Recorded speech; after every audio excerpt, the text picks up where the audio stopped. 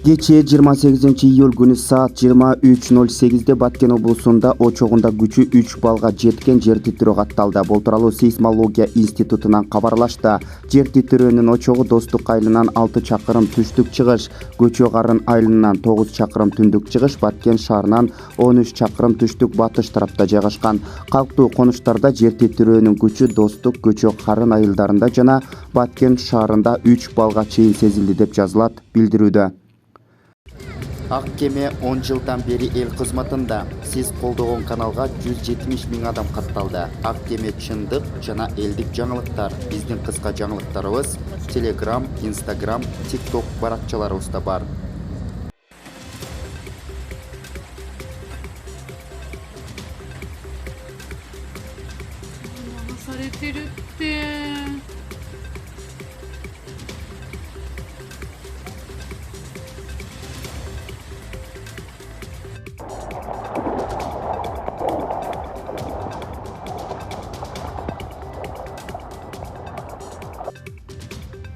Өлкөбүздө 6 ай аралыгында кылмыштуулуктун саны 1,5 эсеге өстү. Бул тууралуу башкы прокуратуранын маалыматына таянып Улуттук статистикалык комитеттен кабарлашты. Маалыматта айтылгандай, 2021 жылдын январь-июнь айларында республиканын аймагында 23 500 кылмыш катталган. Бул былтыркы жылдын 6 айдагы көрсөткүчүнө салыштырмалуу 1,5 эсеге көбөйгөн. Ошондой эле 12 000ге жакын жоруктар дээрлик 30%га көп катталган. Кылмыштардын басымдуу бөлүгү 61%дан ашык Бишкек шаарында жана Чүй облусунда жасалган. Бишкек шаардык милициясынын кайгыл кызматынын кызматкерлери күнү-түнү жол кыймылынын коопсуздугун камсыз кылышууда. Бул тууралуу Бишкек шаардык ички иштер башкы башкармалыгынын басма сөз кызматынан билдиришти. Профилактикалык иш-чаралар биринчи кезекте жарандардын коопсуздугу, жол транспорт кырсыктарын алдын алууга багытталган. Ошол эле учурда кайгыл милициясы айдоочуларга жол эрежесин так сактоону эскертүүдө. Алар айдоочуларды жолго чыгаарда жакшы уктап, спирт ичимдиктерин ичпей, жүргүнчүлөрдү ташууда жоопкерчиликтүү болууга чакырышууда. Коопсуз шаар долбоорунун экинчи этабы башталды. Бул тууралуу Ички иштер министрликтин басма сөз кызматынан кабарлашты. Маалыматка ылайык, ал республиканын бардык аймагын камтыйт. Анда 7 облус, 2 республикалык маанидеги шаар, 15 облустук жана райондук маанидеги шаар, 73 калктуу конуш болмокчу. Долбоордун экинчи этабынын алкагында 306 пунктту, 266 стационардык жана 400 көчмө аппараттык программалык комплекстер менен камтуу мерчемделүүдө. Долбоор Бишкек, Ош жана Токмок шаарларында башталган. 2019 жылы коопсуз шаардын экинчи этабын ишке ашыруу боюнча тендерди Shenzhen Sunsun Intelligent Go кытайлык ишканасы жүргүзүүдө деп билдиришти басма сөз кызматынан. 28 июлда Жогорку кеңештин депутаттарын шайлоо тууралуу президент Садыр Жапаров сунуштаган мыйзам долбоорун экинчи жана үчүнчү окууда кабыл алды. Анда парламенттин 90 депутатынын 54-ü партиялык тизме менен 36-сы бир мандаттуу округтан шайланат. Партияны тандаган шайлоочу тизмедеги 55 талапкердин ичинен өзү тандаган талапкерге да преференциалдык добуш бере алмакчы. Босого чек 3,5%га көтөрүлүп, ар бир 4-чү депутат аял болсун деген квота киргизилди. Натыйжада 107 депутат макул деген добуш берсе, 2 каршы болгон. Мыйзам долбоору президент кол койсо күчүнө кирет.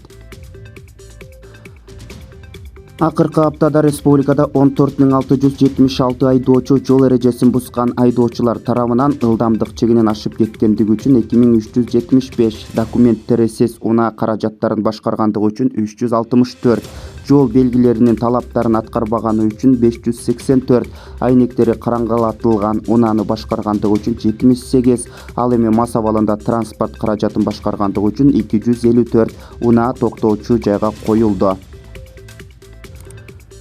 Жогорку кеңеште чуулуу маалыматты манипуляциялоо жөнүндө мыйзам долбоору кайрадан добушка коюлуп колдоо тапты. Анда 97 депутат макул болсо, 5-ü каршы добуш беришти. Бул мыйзам долбоорунун демилгечилери депутат Гүлшат Асылбаева жана Айнура Осмонова.